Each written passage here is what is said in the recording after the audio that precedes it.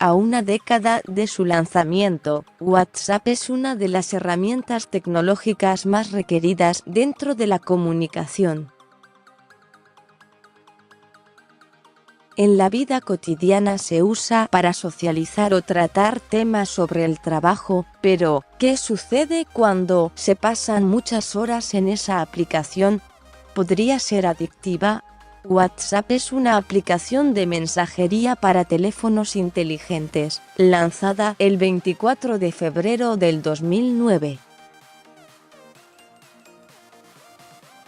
Según datos de 2018, su número de usuarios era de 1.500 millones.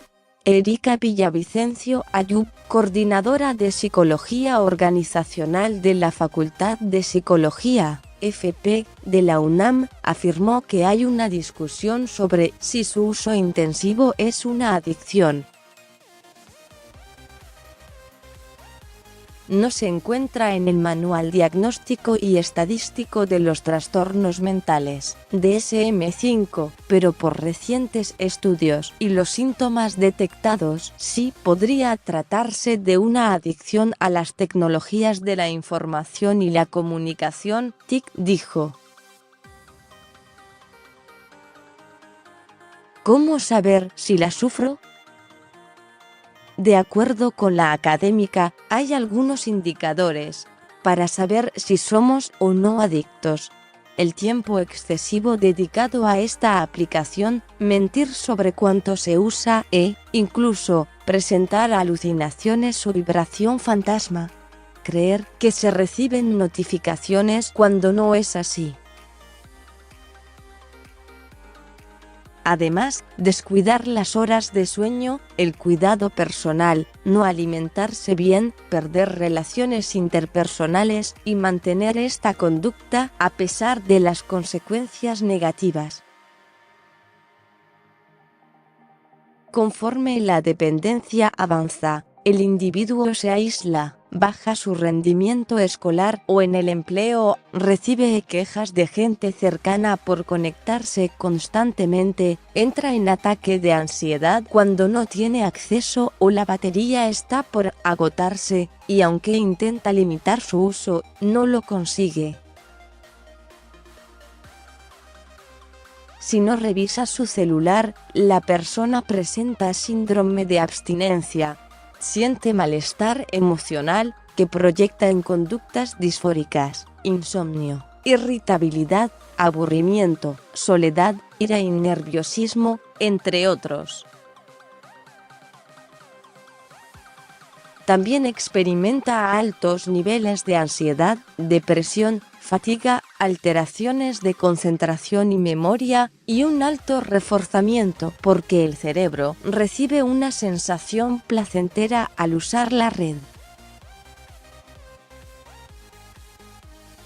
Por último, el adicto sufre negligencia y falta de autocontrol, acompañado de intolerancia y una necesidad de dosis cada vez mayores para obtener los efectos deseados.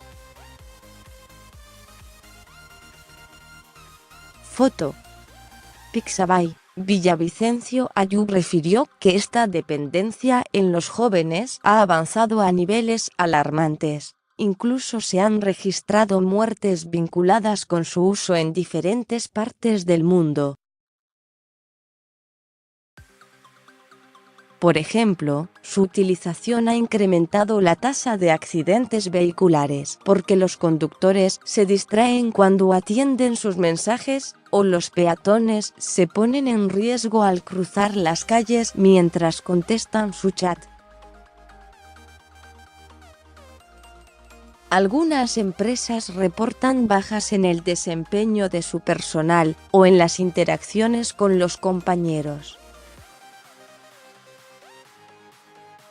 Esto también ocurre en el ámbito escolar, pues los adolescentes y jóvenes son los principales adictos. ¿Qué hacer?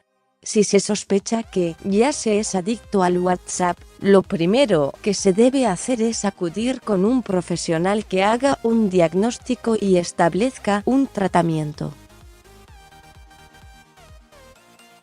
En una fase inicial, el tratamiento puede requerir de terapia cognitivo-conductual y si es más avanzada, es necesario un tratamiento mixto, farmacológico y conductual, indicó. Es importante sensibilizarnos de que las TIC son parte de la vida actual y no se pretende ir contracorriente, pero debemos aprender a utilizarlas correctamente para beneficiarnos sin afectar nuestra salud o cualquier ámbito de la vida, concluyó.